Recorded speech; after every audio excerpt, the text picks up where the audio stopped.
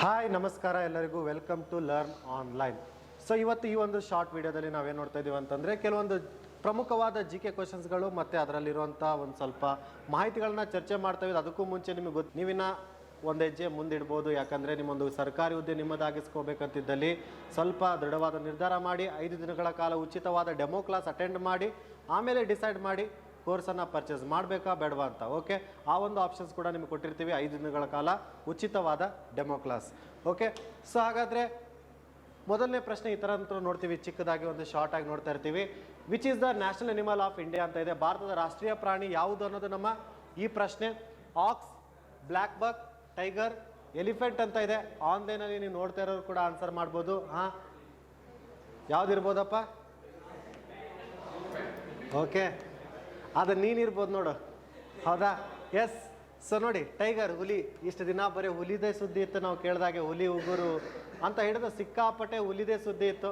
But ನಮಗೊಂದು ಕೆಲವೊಂದು ಸಂತತಿಗಳ ಅಥವಾ ವಿಷಯಗಳು ತಿಳ್ಕೊಳ್ತಾ ಹೋಗ್ತೀವಿ. ಏನಂತಂದರೆ, ನಮ್ಮ ರಾಷ್ಟ್ರೀಯ ಪ್ರಾಣಿ ನಮ್ಮ ಸ್ವತಂತ್ರ ಬಂದ ಮೇಲೆ ಹುಲಿ ಆಗಿರಲಿಲ್ಲ, ಸಿಂಹ ಆಗಿತ್ತು. ಓಕೆ, ಲಯನ್ ಆಗಿತ್ತು. ಏನಾಗ್ತಾ ಇತ್ತಂದರೆ, ಹುಲಿಗಳ ಸಂತತಿ ಕಡಿಮೆ ಆಗ್ತಾ ಇರೋ ಕಾರಣದಿಂದಾಗಿ ಏನು ಮಾಡಿದ್ರು ಎಷ್ಟೋ ರಾಜರುಗಳು, ಯಾಕಂದರೆ ಹುಲಿ ಬೇಟೆ ಆಡಿದ್ರೆ ಏನಪ್ಪ ಅಂದರೆ ಪ್ರೈಡ್ ಫೀಲ್ ಅಂತ ತಲೆಯಲ್ಲಿತ್ತು ಭಾಳಷ್ಟು ಜನಕ್ಕೆ. ಹುಲಿ ಬೇಟೆ ಆಡಿ ಬಂದನವನು ಅಂತಂದಾಗ ಅವನು ಒಂದು ನೋಡೋ ಒಂದು ರೀತಿನೇ ಬೇರೆ ಇತ್ತು. ಹಾಗಾಗಿ ಭಾಳಷ್ಟು ಜನ ಹುಲಿಗಳನ್ನು ಬೇಟೆ ಆಡ್ತಾಯಿದ್ರು. ಅದು ನಾರ್ತ್ ಇಂಡಿಯಾದಲ್ಲಿ ಭಾಗದಲ್ಲಿ ಜಾಸ್ತಿ ಇತ್ತು. ಸೊ ಹಾಗಾಗಿ ಏನು ಮಾಡಿದರು, ಹೇಗಾದರೂ ಮಾಡಿ ಸಂರಕ್ಷಿಸಬೇಕು ಅನ್ನೋಕ್ಕೋಸ್ಕರ ಅದಕ್ಕೆ ರಾಷ್ಟ್ರೀಯ ಸ್ಥಾನಮಾನವನ್ನು ಕೊಟ್ಟರು. ಹುಲಿಗೂ ನಮ್ಮ ರಾಷ್ಟ್ರೀಯ ಪ್ರಾಣಿ ಆಯಿತು. ಹಾಗಾಗಿ ನಮ್ಮ ಒಂದು ಹುಲಿ ರಾಷ್ಟ್ರೀಯ ಪ್ರಾಣಿ ಆದಾಗಿಂತ ಪ್ರತಿ 4 ವರ್ಷಗಳಿಗೊಮ್ಮೆ ಹುಲಿಗಳ ಸಂತತಿಯ ಒಂದು ಏನಂದರೆ ಸೆನ್ಸಸ್ ನಡೀತಾ ಹೋಗುತ್ತೆ. ಓಕೆ, ಸೊ ನಾವು ಇದು ನೋಡಿ, ಇದಿಷ್ಟು ಚಾರ್ಟ್ ಗೊತ್ತಿರಲೇಬೇಕು. ಯಾಕೆ? ಹುಲಿಗಳ ಬಗ್ಗೆ ಅಷ್ಟೇ ತಿಳ್ಕೊಳ್ಳೋದಲ್ಲ, ನಮ್ಮ ರಾಷ್ಟ್ರೀಯ ಬಗ್ಗೆ ಅಂದರೆ ನಮ್ಮ ನ್ಯಾಷನಲ್ ಫ್ಲವರ್ ಬಗ್ಗೆ ಗೊತ್ತಿರಬೇಕು. ಲೋಟಸ್, ಕಮಲದ ಹೂವು ಏನು ಹೇಳುತ್ತೆ? ಪ್ಯೂರಿಟಿ, ಶುದ್ಧತೆ ಬಗ್ಗೆ ತಿಳಿಸ್ಕೊಡುತ್ತೆ. ನ್ಯಾಷನಲ್ ಅನಿಮಲ್ ಬಂದ್ಬಿಟ್ಟು ಟೈಗರ್ ಸಿಂಬಲೈಸ್ ಮಾಡೋ ಶಕ್ತಿ, ಪವರ್ ಅಂತ. ಯಾಕಂದರೆ ನೀವು ನೋಡ್ಬೋದು, ಕೆಲವೊಂದ್ಸಲ ಹೇಳ್ತಾರೆ ಹುಲಿ ಮತ್ತು ಸಿಂಹವನ್ನು ಕಾದಾಡೋಕೆ ಬಿಟ್ಟರೆ ಗೆಲ್ಲೋದು ಹುಲಿನೇ ಆಗಿರುತ್ತೆ. ಯಾಕಂದ್ರೆ ಅದು ಪವರ್ ಅಥವಾ ಸ್ಟ್ರಾಂಗ್ ಆಗಿರ್ತದೆ. ಸಿಂಹ ನೋಡೋಕೆ ಒಂದು ಸ್ವಲ್ಪ ದೊಡ್ಡದಿರ್ಬೋದು, ಬಟ್ ಆದರೆ ಹುಲಿಗೆ ಶಕ್ತಿ ಅಷ್ಟಿರ್ತದೆ. ಅದಕ್ಕೋಸ್ಕರ ಪವರ್ ಅಂತ ಕಂಡು ಹಿಡಿತಾರೆ ಅದನ್ನು. National tree, okay, banian tree ಅಥವಾ ನಮಗೆ ಈ ಒಂದು ಆಲದ ಮರ. ಯಾಕಂದರೆ ಅದು ಅಮರತ್ವ, ಭಾಳಷ್ಟು ದಿನಗಳ ಅಥವಾ ವರ್ಷಗಳ ಕಾಲ ಬರುವಂಥ ಆಲದ ಮರ ಆಗಿರುತ್ತೆ. National bird, peacock. ಹೌದಾ? ನವಿಲು ಅನ್ನೋದು ಕೂಡ ನಮ್ಮ ಒಂದು ರಾಷ್ಟ್ರೀಯ ಒಂದು ಪಕ್ಷಿ. ನಾವು ಇದು ಕೂಡ ಸುದ್ದಿಯಲ್ಲಿ ನೋಡಿದ್ವಿ. ಮನೆಯಲ್ಲಿ ನಮ್ಮ ಒಂದು ನವಿಲುಗೆರೆ, ಅದೇ ಹೇಳಿದ್ನಲ್ಲ, ಮರಿ ಹಾಕತ್ತಂತ ಒಂದು ಹಿಡ್ಕೋಬೋದು, ಹಾಗಂತ ಜಾಸ್ತಿ ಹಿಡ್ಕೊಳ್ಳೋಗಿಲ್ಲ, ಅದು ಕೂಡ ಅಫೆನ್ಸ್. ಹೌದಾ? ಸೊ ನ್ಯಾಷನಲ್, ಯಾಕಂದರೆ ಎಲ್ಲಿಂದ ಬಂತು ಅಂದರೆ ಹಿಡ್ಕೊಳ್ಳೋದು ಅಫೆನ್ಸ್ ಅಲ್ಲ, ಎಲ್ಲಿಂದ ಬಂತು ಅನ್ನೋದು ಕೂಡ ಉತ್ತರ ಗೊತ್ತಿರಬೇಕು. ಎಲ್ಲಿಂದ ತಂದ್ರಿ ಕಂಪ್ಲೀಟಾಗಿ ನಮ್ಗೆ ಉತ್ತರ ಗೊತ್ತಿದ್ರೆ ನಾವು ಅದನ್ನು ಹಿಡ್ಕೋಬೋದು. ಈಗ ಕೊಟ್ಟಿರೋದಂತ ಹಂಗೆ ಹೇಳೋಕ್ಕಾಗಲ್ಲ. ನ್ಯಾಷನಲ್ ಫ್ರೂಟ್ ಬಂದ್ಬಿಟ್ಟು ಮ್ಯಾಂಗೋ. ಓಕೆ, ಮಾವಿನ ಹಣ್ಣು. ಸೊ ಇದು ನಮಗೆ ಉಷ್ಣ ವಲಯದ ಬಗ್ಗೆ ತಿಳಿಸ್ಕೊಡುತ್ತೆ. ನ್ಯಾಷನಲ್ ರಿವರ್, ಗಂಗಾ ನದಿ. ಓಕೆ, ಗಂಗಾ ನದಿ ಇದು ಒಂದು ರಾಷ್ಟ್ರೀಯ ನದಿಯಾಗಿದೆ.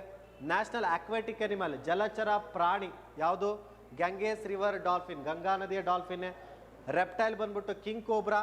ಮತ್ತು ನ್ಯಾಷನಲ್ ವೆಜಿಟೇಬಲ್ಸ್ ಬಂದ್ಬಿಟ್ಟು ಪಂಪ್ಕಿನ್ ಆಗಿರುತ್ತೆ. ಓಕೆ, ಸೊ ಈ ಥರ ಹೊಂದಿರುವಂಥದ್ದು. ಹಾಗೆ ನಮ್ಮ ಭಾರತ ಅಂತಂದಾಗ ನಿಮಗೆ ಗೊತ್ತು, ಅತಿ ಉದ್ದ ಅಂದರೆ ನಮ್ಮ ನೋಡಿದಾಗ ಇಲ್ಲಿ ಇಂದಿರಾ ಕೋಲಿಂತ್ರ ಹಿಡಿದು ಇಂದಿರಾ ಪಾಯಿಂಟ್ವರೆಗೂ 3214 ಕಿಲೋಮೀಟ್ರ್ ಉದ್ದವನ್ನು ಹೊಂದಿದ್ರೆ, ಈ ಈಸ್ಟಿಂತ್ರ ವೆಸ್ಟ್ ಕಡೆ ಹೋದರೆ ಕಿಬಿತು ಅರುಣಾಚಲ ಪ್ರದೇಶದಿಂದ ಹೋದರೆ ಇಲ್ಲಿ ಗುಹರ್ಮೋತಿ ಗುಜರಾತ್ 2933 ಕಿಲೋಮೀಟರನ್ನು ವಿಸ್ತೀರ್ಣನ ಹೊಂದಿದೆ. ಯಾಕಂದರೆ ನಮಗೆ ಕಿಲೋಮೀಟರ್ ಕೇಳ್ತಿರ್ತಾನೆ, ಅಂದರೆ north end, south end, east end, west end ಯಾವುದು ನಮ್ಮ ಭಾರತದ್ದು ಅಂತ ಕೇಳ್ತಾ ಇದ್ದಾಗ ಈ ಪಾಯಿಂಟ್ಗಳು ನಿಮಗೆ ಈಸಿ ಆಗಲಿ ಅನ್ನೋಕ್ಕೋಸ್ಕರ ಈ ಕಡೆ ಮೆನ್ಷನ್ ಮಾಡಿ ವಿತ್ ಕಿಲೋಮೀಟ್ರನ್ನು ಕೊಟ್ಟಿದ್ದೀನಿ. ಓಕೆ, ಸೊ ಹಾಗಾದರೆ ಇದು ನಾನು ಕೇಳ್ತಾ ಇರ್ತಾನೆ ನಮ್ಮ ಭಾಳ ಸಲ, ಯಾವ ಪಡೆ ಎಲ್ಲೆಲ್ಲಿದೆ ಮತ್ತು ಯಾವ್ದು ಅತಿ ಹೆಚ್ಚು ಬಾರ್ಡರನ್ನು ಹೊಂದಿದೆ ಅಂತ. ಸೊ ಭಾರತ ಮತ್ತು ಬಾಂಗ್ಲಾದೇಶ ಅತಿ ಹೆಚ್ಚು ಗಡಿಯನ್ನು ಹಂಚಿಕೊಂಡಿರೋದು. ಅಲ್ಲಿರುವಂಥ ನಮ್ಮ ಭಾರತೀಯ ಪಡೆ ಯಾವುದಂತಂದರೆ BSF ಆಗಿರ್ತದೆ, ಬಾರ್ಡರ್ ಸೆಕ್ಯೂರಿಟಿ ಫೋರ್ಸ್. ನಮ್ಮ ಒಂದು ಭಾರತದಲ್ಲಿ ಅಥವಾ ನಮ್ಮ ಒಂದು ಭಾರತೀಯ ಸೇನೆ ಅಲ್ಲಿ ಇರುವಂಥದ್ದು.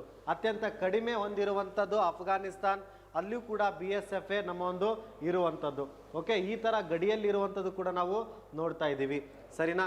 ಸೊ ಹಾಗಾದರೆ ಭಾರತ ಅಂತಂದಾಗ ನಾವು ನೋಡ್ತಿರ್ತೀವಿ, ಒಟ್ಟು 28 ರಾಜ್ಯಗಳು 8 ಕೇಂದ್ರಾಡಳಿತ ಪ್ರದೇಶಗಳನ್ನು ಒಳಗೊಂಡಿರುವಂಥ ನಮ್ಮ Bharat.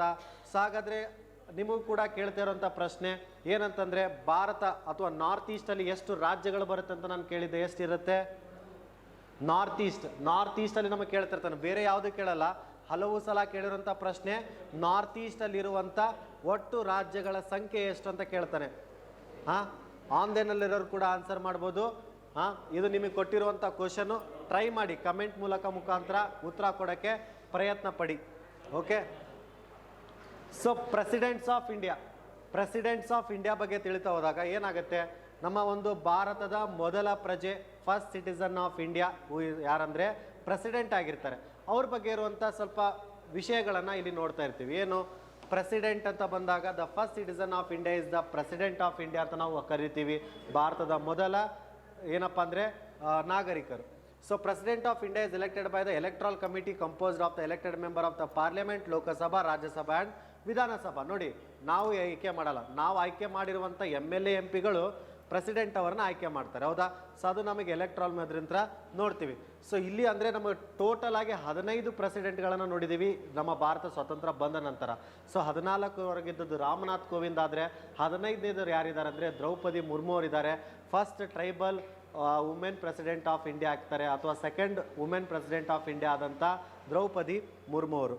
So the president of India should be, ಇದು ನಮಗೆ ಹಲವಾರು ಸಲ ಕೇಳ್ತಿರ್ತಾನೆ, ಎಷ್ಟು ಮಿನಿಮಮ್ ಏಜ್ ಇರಬೇಕಂತ ಕೇಳ್ತಾನೆ. 35 ವಯಸ್ಸು ಒಳಗಡೆ ಇದ್ದರೆ ಅವರು ಪ್ರೆಸಿಡೆಂಟ್ ಆಗೋಕ್ಕಾಗಲ್ಲ. 35 ಇಯರ್ಸ್ ಮೇಲ್ಗಡೆನೇ ಇತ್ತಂದರೆ ಅವರಿಗೆ ಕ್ವಾಲಿಫೈ ಅಥವಾ ಒಂದು ಎಲಿಜಿಬಿಲಿಟಿ ಅನ್ನೋದು ಬಂದಿರುತ್ತೆ ಯಾರಿಗೆ, ಈ ಒಂದು ಪ್ರೆಸಿಡೆಂಟ್ ಹುದ್ದೆಗೆ. ಓಕೆ, ಸೊ ಹಾಗಾದರೆ ಪ್ರೆಸಿಡೆಂಟ್ ಅಂತ ಬಂದ ಹಲವು ಬಾರಿ ಅಂದರೆ ಹಲವು ಜನ ನೋಡ್ತೀವಿ. ನಮಗೆ ಎಲ್ಲಿಂದ ಅಂದರೆ ಡಾಕ್ಟರ್ ರಾಜೇಂದ್ರ ಪ್ರಸಾದ್ ಅವರು, ಓಕೆ, ಬಾಬು ರಾಜೇಂದ್ರ ಪ್ರಸಾದ್ ಅವರು 1950 26ನೇ ಜನವರಿಯಿಂದ 62ವರೆಗೂ ಕಾಲ ಅಂದರೆ 12 ವರ್ಷಗಳ ಕಾಲ ಒಂದು ಪ್ರೆಸಿಡೆಂಟ್ ಹುದ್ದೆಯನ್ನು ಅಲಂಕರಿಸೋರು. ಅದಾದ ಮೇಲೆ ನಮಗೆ ಸೆಕೆಂಡ್ ಪ್ರೆಸಿಡೆಂಟ್ ಆಗಿ ಸರ್ವಪಲ್ಲಿ ರಾಧಾಕೃಷ್ಣನ್ ಅವರು ಬರ್ತಾರೆ. ಅವರ ಒಂದು ನೆನಪಿಗೋಸ್ಕರ ನಾವು ಶಿಕ್ಷಕರ ದಿನಾಚರಣೆಯನ್ನು ಆಚರಿಸ್ತೀವಿ. ಅವರು ಒಳ್ಳೆಯ ಶಿಕ್ಷಕರು ಕೂಡ ಆದವರು. ಅವರು ನಮ್ಮ ಭಾರತದ 2ನೇ ಏನಪ್ಪ ಅಂದರೆ ಪ್ರೆಸಿಡೆಂಟ್ ಆದವರು. ಇದೇ ಥರ ಜಾಕೀರ್ ಹುಸೇನ್, ವಿ ವಿ ಗಿರಿ, ಹಿದಾಯತುಲ್ಲಾ, ಆಮೇಲೆ ವಿ ವಿ ಗಿರಿ ಮತ್ತು Fakhruddin Ali, B D Jatti, Neelam Sanjeev Reddy, Gianni jail Singh, ಈ ಥರ ಹಲವು ನಾವು ಪ್ರೆಸಿಡೆಂಟ್ಗಳನ್ನು ನೋಡ್ತೀವಿ. ವೆಂಕಟರಾಮನ್, ಶಂಕರ ದಯಾಳ್ ಶರ್ಮಾ, KR ನಾರಾಯಣ್ ಅಂತ ಬರ್ತಾರೆ. ಆಮೇಲೆ APJ ಅಬ್ದುಲ್ ಕಲಾಂ, ಹೌದಾ, ಇವರು ಕೂಡ ಬಹಳ ಒಂದು ಈ ಪ್ರೆಸಿಡೆಂಟ್ ಆದಂಥವ್ರು ಮನಮೋಹನ್ ಸಿಂಗ್ ಅವರ ಸರ್ಕಾರದ ಅವಧಿಯಲ್ಲಿ. ಪ್ರತಿಭಾ ದೇವಿ ಪಾಟೀಲ್ ಫಸ್ಟ್ ವುಮೆನ್ ಪ್ರೆಸಿಡೆಂಟ್ ಆದವರು 2007ರಿಂದ 12. ಇದು ಕೂಡ ನಮಗೆ ಅವಧಿ ಕೇಳ್ತಿರ್ತಾನೆ, ಫಸ್ಟ್ ಪ್ರೆಸಿಡೆಂಟ್ ಆಗಿದ್ದಾಗ ಯಾವ ಒಂದು ಸಮಯದಲ್ಲಿ ಆಗಿದ್ರು ಅಂದರೆ 7ರಿಂದ 12 ಮನಮೋಹನ್ ಸಿಂಗ್ ಅವರ ಸಮಯದಲ್ಲಿ ಆದಂಥದ್ದು. ಅದಾದಮೇಲೆ ಪ್ರಣಬ್ ಮುಖರ್ಜಿಯವರು ಬರ್ತಾರೆ. ನಂತರ ರಾಮನಾಥ್ ಕೋವಿಂದ್ ಅವರ ಅಧಿಕಾರ ಕೂಡ 2022 ಜುಲೈ 21ಕ್ಕೆ ಮುಗಿಯುತ್ತೆ. ಅದಾದಮೇಲೆ ಬಂದಂಥವ್ರೆ ದ್ರೌಪದಿ ಮುರ್ಮು ಅವರು. ಹೌದಾ? ಸೊ ನಮ್ಮ ಒಂದು ಫಸ್ಟ್ ಟ್ರೈಬಲ್ ವುಮೆನ್ ಪ್ರೆಸಿಡೆಂಟ್ ಆದಂಥ ದ್ರೌಪದಿ ಮುರ್ಮು ಅವರು, ಮತ್ತು ಸೆಕೆಂಡ್ ಫೀಮೇಲ್ ಪ್ರೆಸಿಡೆಂಟ್ ಆದಂಥವ್ರು ಇವರು. ಹಾಗೆ ಫಸ್ಟ್ ಫೀಮೇಲ್ ಗವರ್ನರ್ ಆದವರು ಕೂಡ ಹೌದು ಇವರು. ಜಾರ್ಖಂಡ್ ರಾಜ್ಯಕ್ಕೆ ಮೊಟ್ಟ ಮೊದಲ ಮಹಿಳಾ ಗವರ್ನರ್ ಆದಂಥವ್ರು ಕೂಡ ಈ ಒಂದು ದ್ರೌಪದಿ ಮುರ್ಮು ಅವರು ಆಗ್ತಾರೆ. ಸೊ ಹಾಗಾದರೆ ನಿಮಗೆ ಇನ್ನೂ ಒಂದು ಪ್ರಶ್ನೆ ಕೊಡ್ತಾ ಇದ್ದೀನಿ ಇವತ್ತಿನ ಒಂದು ಇದರಲ್ಲಿ, ಏನಂತಂದರೆ ಸೊ ವೈಸ್ ಪ್ರೆಸಿಡೆಂಟ್, ಮೊಟ್ಟ ಮೊದಲ ವೈಸ್ ಪ್ರೆಸಿಡೆಂಟ್ ಯಾರು, ಮತ್ತು ಲಾಸ್ಟ್ ಮತ್ತು ಕೊನೆಯ ವೈಸ್ ಈಗ ಪ್ರೆಸೆಂಟ್ ಇರುವಂಥ ವೈಸ್ ಪ್ರೆಸಿಡೆಂಟ್ ಯಾರು, ಮತ್ತು ಇನ್ನೊಂದು ಅವರ ಏಜ್ ಎಷ್ಟಿರಬೇಕು, ಮಿನಿಮಮ್ ಏಜ್ ಎಷ್ಟಿರಬೇಕು. ಇದು 3 ಕ್ವಶನ್ನು ನಿಮಗೆ ಕೊಡ್ತಾ ಇದ್ದೀನಿ. ಸೊ ನೀವು ಕೂಡ ಆನ್ಸರ್ ಮಾಡ್ತಾಯಿರಿ ಎಲ್ಲರೂ ಕೂಡ, ಓಕೆನಾ? So vice president, first vice president, present ಮತ್ತು ಅವರ ಏಜ್ ಏನಾಗಿರುತ್ತೆ, ಇದು ಪ್ರಶ್ನೆಗಳು ನಿಮ್ಮೊಟ್ಟಿಗಿರುತ್ತೆ. ಸೊ ಈ ಥರ ಇರುತ್ತೆ. ಇನ್ನು ಹೆಚ್ಚಿನ ಹಲವು ಸಂಗತಿಗಳನ್ನು ನಾವು ಇಲ್ಲಿ ಚರ್ಚೆ ಮಾಡ್ತಾ ಇರ್ತೀವಿ ನಮ್ಮ ಒಂದು ಈ ಕ್ಲಾಸಲ್ಲಿ, ಅಥವಾ ಈ ಒಂದು ಕರೆಂಟ್ ಅಫೇರ್ಸ್ ಅಥವಾ GK ಸೆಷನ್ಗಳು ನಡೀತಿರುತ್ತೆ. ಕರೆಂಟ್ ಅಫೇರ್ಸಲ್ಲಿ ಫ್ರೀ ಕ್ಲಾಸಸ್ ಇರ್ತದೆ, ಅಟೆಂಡ್ ಆಗ್ಬೋದು ಯೂಟ್ಯೂಬ್ ಚಾನಲಲ್ಲಿ. ಸೊ ಈ ಟೆಲಿಗ್ರಾಮ್ ಚಾನಲ್ ಜಾಯ್ನ್ ಆದರೆ ನಿಮಗೆ ಎಲ್ಲ ಥರದ ಮಾಹಿತಿ ಕೂಡ ಸಿಗುತ್ತೆ. ಹಾಗೆ ಏನಾದ್ರು ಡೌಟ್ಸ್ ಇದ್ದರೆ ಈ ನಂಬರಿಗೆ ಕಾಂಟ್ಯಾಕ್ಟ್ ಕೂಡ ಮಾಡಬಹುದು. ಏನೇ ಬ್ಯಾಚ್ ಬಗ್ಗೆ ಇರಲಿ, ಏನೇ ಇರಲಿ ಕೂಡ ಇದ್ರ ಬಗ್ಗೆ ಹೇಳ್ಬೋದು. ಅಂದರೆ ಈ ನಂಬರಿಗೆ ಕಾಂಟ್ಯಾಕ್ಟ್ ಮಾಡಿ ನೀವು ಮಾತಾಡ್ಬೋದು. ಸೊ ಇಷ್ಟು ಹೇಳ್ತಾ ಇವತ್ತಿನ ಒಂದು ಈ ಸೆಷನನ್ನು ಚಿಕ್ಕದಾಗಿ ಚೊಕ್ಕದಾಗಿ ಮುಗಿಸ್ತಾ ಇದ್ದೀನಿ. ನಮಸ್ಕಾರ ಎಲ್ಲರಿಗೂ.